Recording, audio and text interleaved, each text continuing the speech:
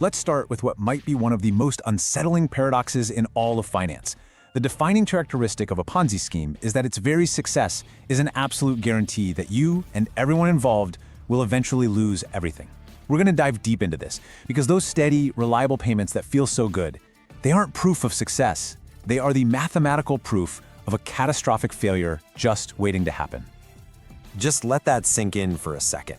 The consistent payouts, the ones that build that rock-solid confidence in the early investors, well, that's not a sign of some genius trading strategy. It's proof of a ticking time bomb. It's an unsustainable liability that has been expertly disguised as a golden opportunity. So to really get to the bottom of this, we need to treat it like a forensic investigation. And here's our case file for today.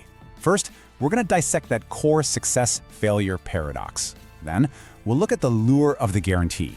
What is it that pulls people in? Third, we'll break down the anatomy of the system, piece by piece. After that, we're diving into the psychology of trust and how it gets exploited. Then we're going to build your personal forensic defense kit, and we'll close the case with one final, unbreakable rule that can protect you. Okay, let's start our investigation with that central lie. We're going to completely deconstruct it, because the success you think you're seeing in a Ponzi scheme, it's just a magic trick, and it's powered by a fundamentally, deeply broken mathematical equation. So here's the clinical definition right here. A Ponzi scheme doesn't actually create any wealth. It doesn't generate profit from stocks or bonds or real estate or anything real. It's just a system of wealth transfer. You know the old saying, robbing Peter to pay Paul? That's literally all it is.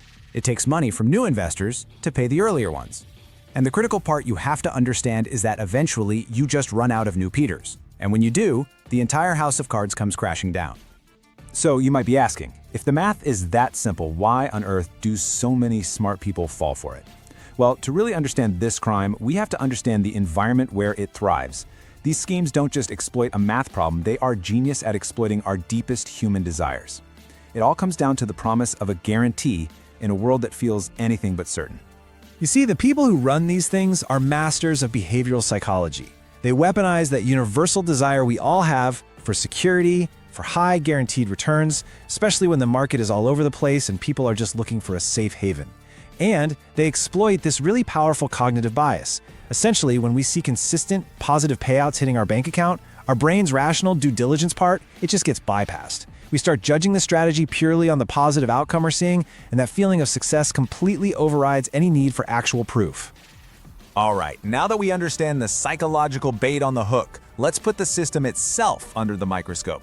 We're going to trace its mechanics step by step, from its incredibly deceptive birth all the way to its inevitable and usually spectacular collapse. You know, pretty much every Ponzi scheme follows this same predictable four-act play.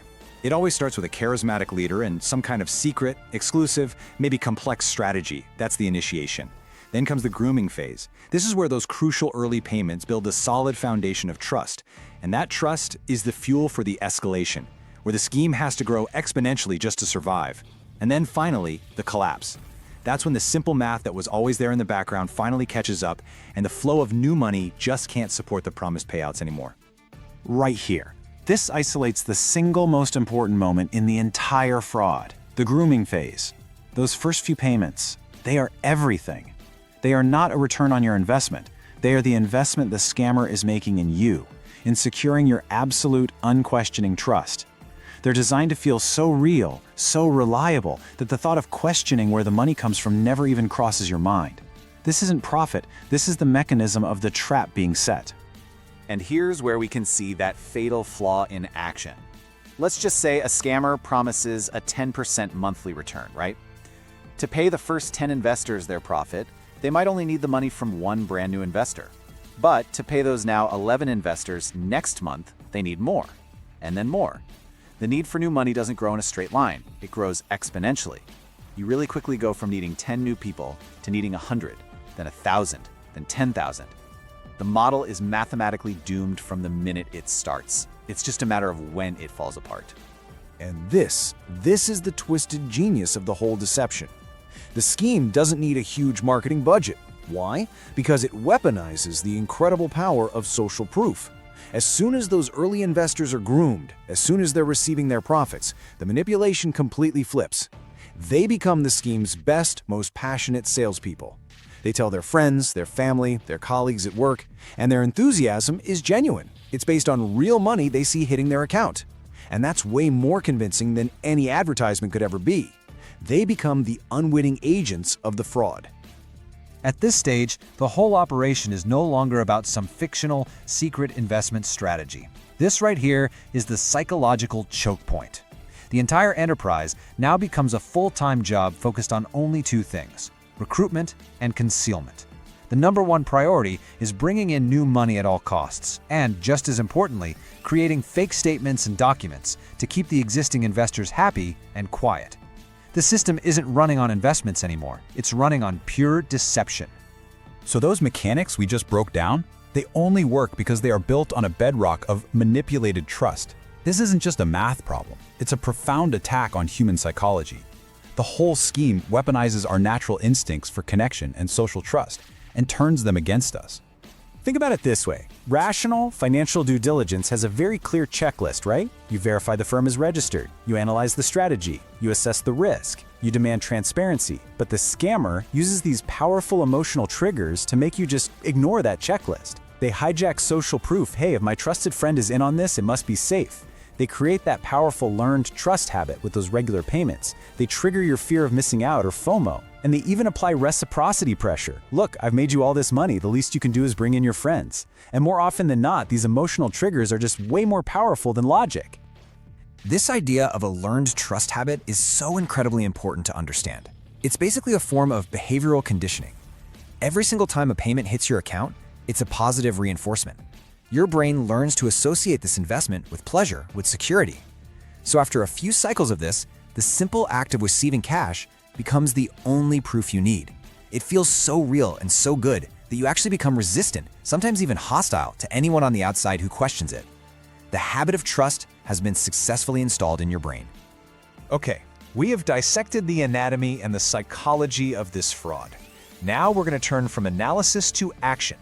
This is about how you defend yourself. So let's assemble your forensic defense kit. This is an evidence-based protocol for your own protection. The pattern of red flags is just unmistakable once you know what to look for. So think of this as your investigator's checklist. Are the returns guaranteed and way above the market average? Is the strategy a total secret, a black box? Is the person or the firm unregistered with regulators? Are you being pressured to recruit other people? And this is a big one. Are you suddenly experiencing delays or weird excuses when you try to withdraw your money? If you can check more than one of these boxes, you are in a very high danger zone. Now, if you remember nothing else from this entire breakdown, please remember this. This is the single most effective, non-negotiable defense you have.